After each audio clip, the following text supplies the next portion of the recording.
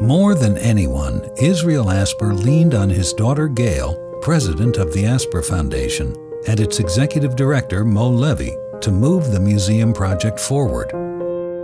On a handshake, after Prime Minister Jean Chrétien committed an additional $70 million to the project, over and above the original $30 million, Izzy turned to Mo and said, "We have a deal if we can match the $100 million from the federal government."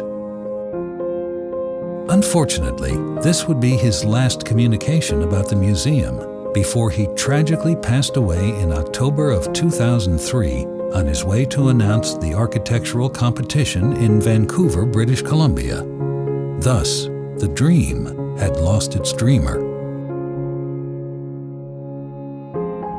Adopting his reach for the stars mantra like a battle cry, Izzy's wife Babs, his children David, Gail, and Leonard, and the Asper Foundation's executive director Mo Levy pressed on to see Izzy's vision through to reality. His spark became their inspiration, and they vowed to deliver on his vision.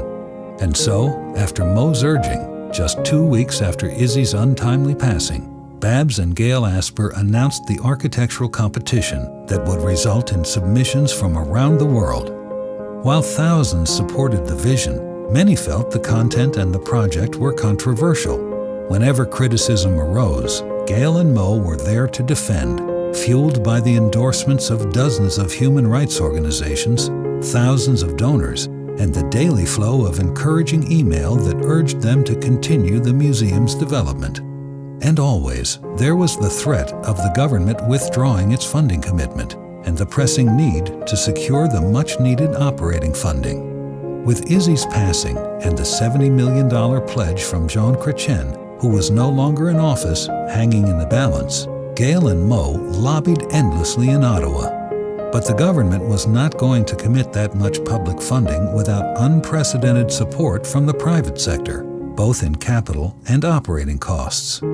Thus, the responsibility of meeting the government's conditions fell to Gail and Mo once again. But for every milestone they reached, the cost of construction and the portion they had vowed to raise kept rising, and operating costs remained unknown. Relentlessly, they forged ahead, and the community responded with an unprecedented level of support. Eventually, the Friends of the Canadian Museum for Human Rights raised more than $75 million. But it wasn't going to be enough.